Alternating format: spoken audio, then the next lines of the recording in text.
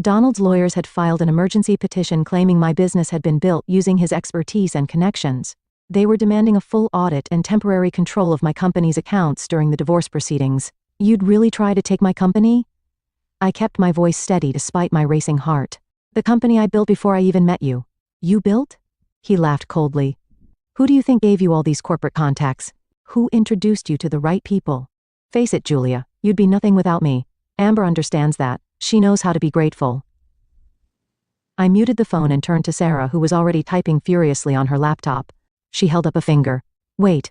Donald, I unmuted the phone, buying time. Think carefully about what you're doing. Oh, I have. My lawyers will be in touch about Emma, too. You're too busy with your precious business to be a proper mother. Amber's great with kids. She used to be a nanny. The threat to take Emma made my blood run cold. But before I could respond, Sarah slid her laptop over to me. On the screen was an email from 3 years ago, one Donald had sent to a friend complaining about my success. She won't listen to my business advice at all, says she doesn't need my help. And she's right. Her company's worth more than my annual salary now. It's embarrassing. I smiled into the phone. Donald, I just sent something to your lawyer. You might want to check with him before making any more threats about my company. What are you talking about? Let's just say your email archives aren't as private as you thought. Call off your lawyers, or the next email I send will be to your boss. I wonder how he'd feel about all those corporate contacts you claim to have given me. The line went silent. Then click. Sarah was still combing through Donald's emails when Rachel burst into the office, her face pale. Julia, you need to see this right now. She thrust her tablet in front of me. On the screen was a draft press release from Donald's company announcing his promotion to Chief Financial Officer, effective next month. Suddenly everything clicked into place. The timing of his affair with Amber, the calculated moves with our accounts, the aggressive legal strategy. It wasn't just about leaving me. He was cleaning house before his big promotion, trying to secure assets and minimize what he'd lose in the divorce. There's more. Rachel swiped to another document. Amber isn't just some random girlfriend. She's the CEO's niece. I felt like I'd been punched in the gut. Donald hadn't fallen in love with a younger woman. He'd orchestrated a relationship with the CEO's niece to secure his promotion. The lake house, the stolen money, even the threats about Emma. It was all part of his plan to start his new life as CFO with his perfect, well-connected young wife. Sarah looked up from her laptop. Julia, I found something else. The company merger Donald's been working on? It involves one of your biggest business competitors. If he becomes CFO, he'll have access to information that could seriously damage your company. My hands curled into fists. Donald wasn't just trying to hurt me personally. He was positioning himself to destroy everything I'd built. I thought about all those nights he'd spent in his home office, claiming to be working on merger documents. Had he been going through my business files instead? Check my home network activity, I told Rachel. Focus on any attempts to access my business servers. While Rachel worked, Sarah made another discovery. Look at these emails between Donald and Amber from 6 months ago. They were planning this before Emma was even walking.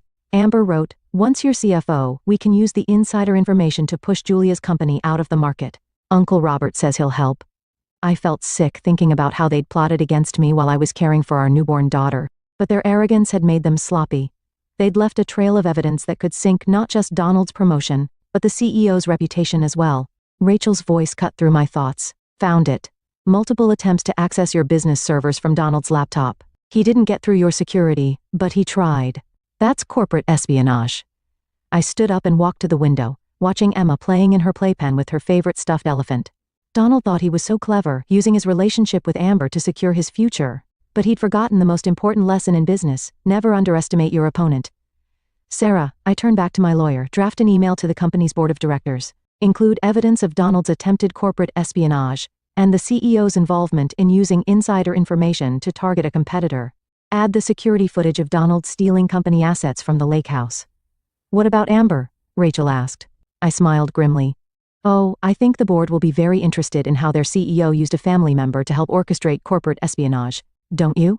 Just as we were preparing to send the email to the board, my phone buzzed with an alert from the lake house security system. Donald was back, and he wasn't alone. Not only was Amber with him, but so was her Uncle Robert, the CEO. They were carrying boxes into the house, more of my belongings no doubt. Wait, I told Sarah, watching the live feed. Let's see what they're doing first. Through the security cameras, we could see them in the living room. The audio was crystal clear. Another feature Donald knew nothing about. They were celebrating, champagne glasses in hand. To the future CFO, Robert raised his glass to Donald, and to my beautiful niece who helped make it all happen. Julia has no idea what's coming. Donald laughed. Tomorrow morning the board announces my promotion, and by afternoon, our legal team will have control of her company's accounts for audit purposes. Within a month her business will be worthless. And the best part, Amber chimed in, she thinks the lake house is her biggest problem. Wait until she finds out about the offshore accounts. I froze. Rachel, what offshore accounts? Rachel's fingers flew across her keyboard. Within minutes her face darkened. Found them. Donald's been funneling money from your joint accounts into offshore holdings for months, not just Emma's college fund. He somehow managed to divert nearly $300,000. This was bigger than I'd thought. Donald hadn't just been planning to leave me. He'd been systematically stealing from our family for months. The lake house drama was just a distraction from his bigger scheme. But then Robert said something that made my blood run cold. Once Julia's company tanks, our merger goes through smoothly. Her market share will be split between our subsidiaries, and that troublesome ethical business model of hers will be nothing but a memory. My company wasn't just successful. It was disrupting their entire industry with our commitment to sustainable practices and fair labor. This wasn't just about Donald's promotion or his affair. They wanted to destroy everything I'd built because it threatened their way of doing business. Send the email, I told Sarah. But first, add one more thing. Access the backup server, password Emma's birthday, and attach the file marked insurance. Sarah's eyes widened as she opened the file. It contained years of documentation about questionable practices at Donald's company. Information I'd gathered while managing his investment portfolio. I'd kept it as insurance, never thinking I'd actually need it. Julia? Rachel interrupted, staring at her screen. Donald just tried to access our company servers again from the lake house. He's getting desperate.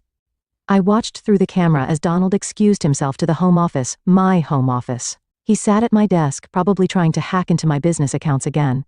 But this time, our IT team was ready. They'd created a false portal, making him think he was succeeding. Let him in, I told Rachel. Let him think he's won.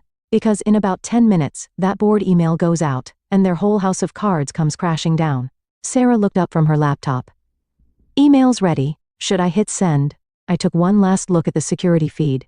Donald, Amber, and Robert were still celebrating their imaginary victory. Do it. The response was faster than I expected. Within minutes of Sarah sending the email, Robert's phone rang. Through the security feed, we watched his face turn ashen as he listened to what I assumed was the board's immediate reaction. What do you mean, emergency meeting? He shouted into the phone. Who sent what evidence? Donald grabbed his own phone, presumably checking his email. The color drained from his face. The servers. She knew. Julia knew I was trying to access them. It gets better, I whispered to Sarah as we watched the scene unfold. Wait for it.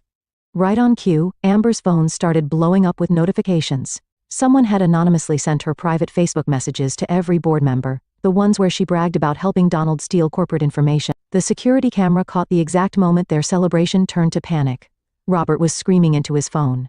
Donald was frantically trying to close his laptop, and Amber was in tears, mascara running down her face. Then came the coup de grace. Police cars pulling up to the lake house, lights flashing. Turns out corporate espionage and financial fraud are serious crimes. Who knew? I picked up Emma and held her close as we watched through the cameras. See that baby girl? That's what happens when people underestimate your mommy. The last thing I saw before the feed cut off was Donald being let out in handcuffs, still shouting about how the house was his. The fallout was spectacular. Within 24 hours Donald and Robert were both fired. The board's investigation uncovered even more than I'd known about, not just the plot against my company, but years of fraudulent practices. Amber's involvement in corporate espionage destroyed her budding influencer career. Last I heard, she'd moved back in with her parents in Ohio.